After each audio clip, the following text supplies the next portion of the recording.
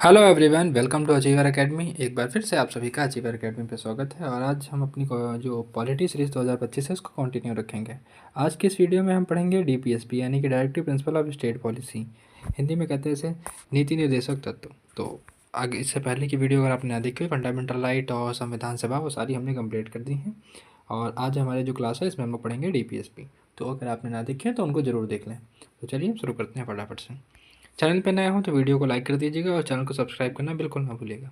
तो समझते हैं सबसे पहले मीनिंग ऑफ डीपीएसपी यानी कि directive principle of state policy का मतलब क्या है, क्या होता है ये।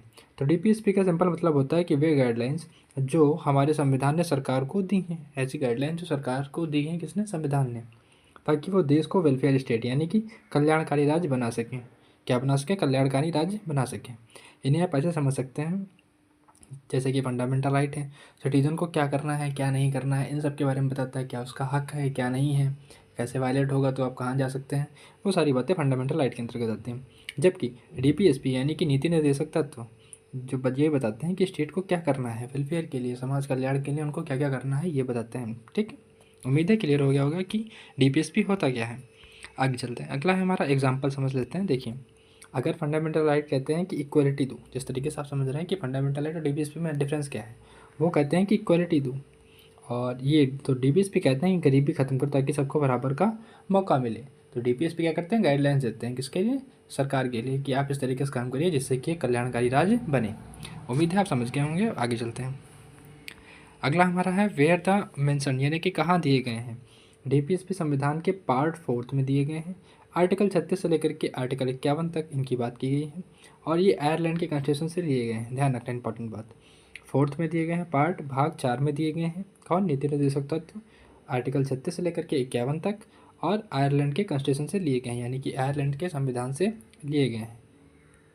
उम्मीद है यहाँ तक आपका सब कुछ क्लियर हो गया होगा। अब यहाँ पर ध्यान रखने वाली बात यह है कि जो हमारे फंडामेंटल राइट थे वो जस्टिसेबल थे, लेकिन ये जो है डीपीएसपी नॉन जस्टिसेबल हैं, यानी कि अगर इनका वायलेशन होता है, अगर इनका उल्लंघन होता है तो आप कोर्ट नहीं जा सकते हैं। जबकि फंडामेंटल राइट के दौरान आप जा सकते थे, यानी कोर्ट में इन्हें लागू नहीं कराया जा सकता। नॉन जस्टिसेबल है यानी इनके लिए आप कोर्ट नहीं जा सकते हैं। पर ये सरकार के लिए क्या होते हैं, मोरल ऑब्लिगेशन, यानी कि एक दायित्व तो होता है सरकार का कि हमें इस डायरेक्शन में काम करना है। कौन से, डीपीएसपी की जो गाइडलाइन भारतीय संविधान में दी गई है, यानी कि कल्याणकारी राज्य बनने की तरफ। ठीक है, तो चलिए हम देखते हैं इनका उद्देश्य क्या है, ऑब्जेक्टिव क्या है। इनका जो मेन पर्पस है वो है भारत को कल्याणकारी राज्य बनाना, यानी कि भारत को welfare state banana. Social, economic and political justice लाना, यानी कि सामाजिक, आर्थिक और राजनीतिक न्याय लाना।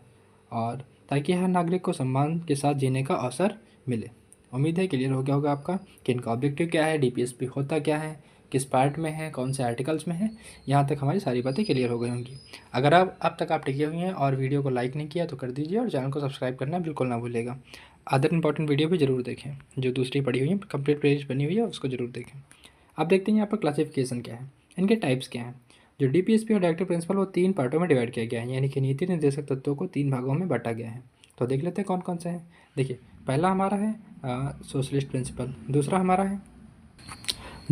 है गांधीयन प्रिंसिपल और तीसरा हमारा है लिबरल, उदारवादी। ठीक है, तो इनको देख लेते हैं एक बार बारी बारी से।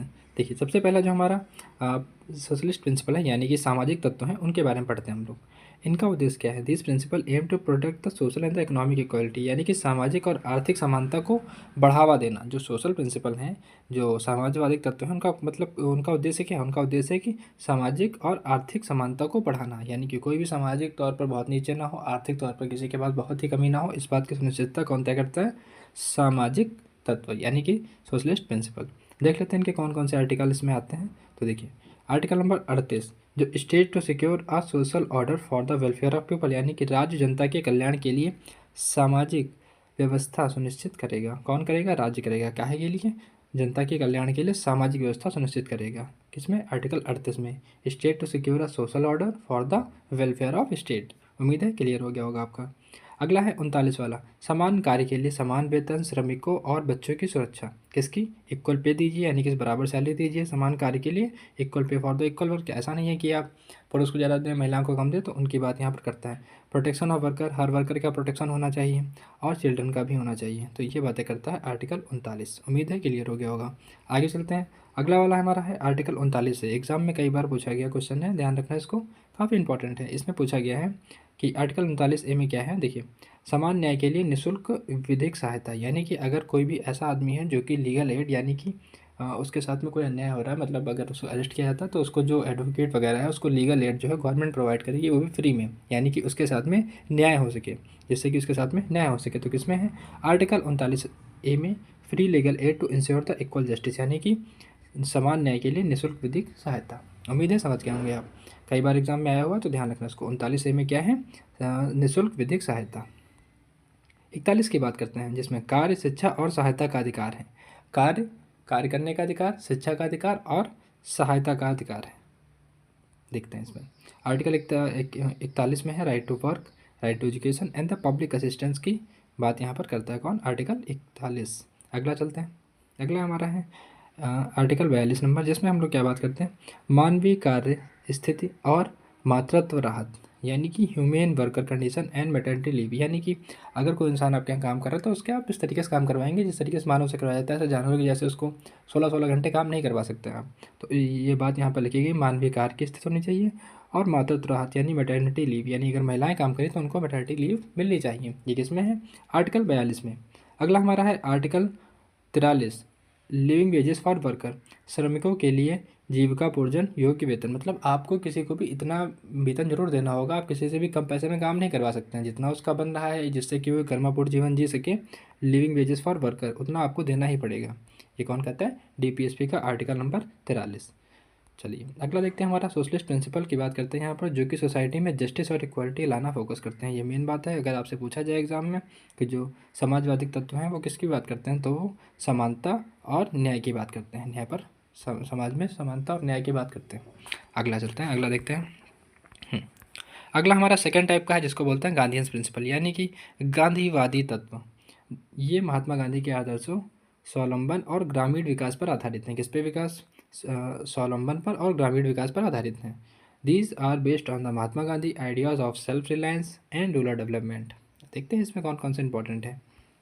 देखिए, सबसे पहला जो इंपॉर्टेंट है, कई बार एग्जाम में पूछा गया है, बहुत ध्यान रखिएगा इसको, आर्टिकल 40, ग्राम पंचायतों का संगठन।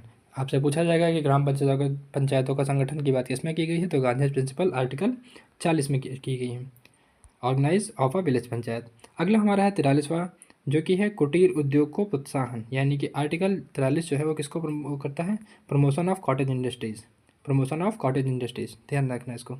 अगला है 46 number, educational economic upliftment of SCs STs and weaker section, यानी कि SC ST और कमज़ोर वर्गों की शिक्षा व आर्थिक उन्नति के लिए कौन सा है, आर्टिकल 46 में। आर्टिकल 46 किसकी बात करता है, जो SC ST हैं या फिर जो कमज़ोर वर्ग से लोग आए हैं उनकी शिक्षा और उनकी आर्थिक उन्नति के विकास की बात करता है, आर्टिकल 46। आर्टिकल 47 की बात करते हैं, नशे वाले पदार्थों से के सेवन पर रोक, कौन सा करता है, article 47, prohibition of the intoxicating drink and drugs. अगला है हमारा आर्टिकल 48, जो कि कृषि पशुपालन का संगठन और गौहत्या पर रोक, organisation of agriculture animal husbandry, ban on the cow slaughter. इसे क्या कहेंगे, कृषि पशुपालन का संगठन और के गौ हत्या पर रोक। चलिए, तो इस तरीके से हम लोगों ने पढ़ लिया गांधी प्रिंसिपल को। इनका मेन उद्देश्य क्या है यहाँ पर देख लेते हैं। जो गांधी प्रिंसिपल का मकसद है, भारत को ग्राम आधारित और स्वावलंबी और नैतिक समाज बनाना। कैसा, स्वावलंबी, ग्राम आधारित और नैतिक समाज को निर्माण करना, किसका, गांधी प्रिंसिपल का काम है। चलिए अगले हमारे हैं वो लिबरल्स वाले, लिबरल एंड इंटेलेक्चुअल प्रिंसिपल, यानी कि उदार बौद्धिक तत्व। इन तत्वों का जो मुख्य उद्देश्य है, एक आधुनिक और न्यायप्रिय और प्रगतिशील राष्ट्र का निर्माण करना। कैसा, इन तत्वों का उद्देश्य जो है एक आधुनिक, न्यायप्रिय और प्रगतिशील राष्ट्र का निर्माण करना। This principle focus on the building of modern just and progressive nation. ठीक है, देखते हैं इसमें कौन कौन से आर्टिकल आते हैं।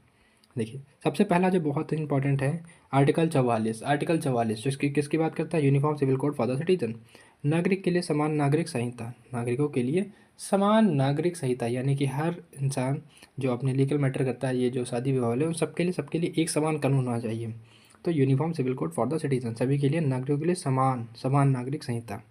अगला हमारा है 45, आर्टिकल 45, जिसमें किसकी बात की गई है, 14 वर्ष तक के बच्चों के लिए निःशुल्क और अनिवार्य शिक्षा की बात की है, जो free and compulsory education up to the age 14। हम लोग पढ़ चुके हैं फंडामेंटल राइट में, जो कंपलसरी एजुकेशन की बात करता है, कौन सा आर्टिकल करता है, अगर आपको पता है तो कमेंट सेक्शन में जवाब जरूर दें। ठीक है, चलिए, अगर आपने पढ़ी है वो वीडियो, देखी है, तो आपको जरूर पता होगा, अगर नहीं पता तो जा करके देख लीजिए, उसके बाद देखिए। यहाँ पर देखते हैं अगला वाला हमारा है 48 नंबर, जिसमें बात की 48A 45 हो गया। अब आता है हमारा 48 का, इसमें क्या बात करते हैं, protection and improvement of environment and forest, यानी कि पर्यावरण और वनों की रक्षा व सुधार। किसकी? पर्यावरण और वनों की रक्षा व सुधार, ये किसमें है? 48 के काम है, ध्यान रखना इसको, 48 काम है। अगला हमारा है आर्टिकल 49, जिसमें बात करते हैं स्मारकों और राष्ट्रीय धरोहर की रक्षा की, यानी कि जो protection of monument and national heritage, जो स्मारक हैं, जो राष्ट्रीय धरोहर है, उनकी सुरक्षा आपको करनी होगी, किसमें है? आर्टिकल 49 में। अगला है हमारा article 50, separation of judiciary from the executive, यानी कि न्यायपालिका और कार्यपालिका अलग अलग रहेंगी, पृथककरण रहेगा, दोनों ही लोगों को सेपरेट करना, दोनों ही लोगों को अलग रखना। कौन बात करता है? आर्टिकल 50, न्यायपालिका कार्यपालिका से अलग होगी, separation of judiciary from executive. ठीक है, ये किस में है? आर्टिकल 50 में है, ध्यान रखना इसको, इंपॉर्टेंट है। चलिए अगला देखते हैं हमारा 51वां, जो कि क्या करता है, promotion of international peace and security, अंतर्राष्ट्रीय शांति व सुरक्षा का संवर्धन। ये प्रिंसिपल भारत को modern educated and peaceful society की ओर ले जाते हैं। इनका उद्देश्य क्या है? 51 नंबर को ध्यान रखना आप, कि इंटरनेशनल पीस की बात करता है, अंतर्राष्ट्रीय शांति व सुरक्षा की बात करता है। कौन? आर्टिकल 51, अनुच्छेद 51, इंटरनेशनल पीस और सिक्योरिटी। और इन प्रिंसिपल्स को, मतलब इनका उद्देश्य क्या है? इनका उद्देश्य भारत को मॉडर्न बनाना, एजुकेटेड बनाना और पीसफुल सोसाइटी की ओर ले जाना। इस तरीके से ही हमने तीनों टाइप के जो हैं DPSP को कंप्लीट कर लिया यहाँ पर।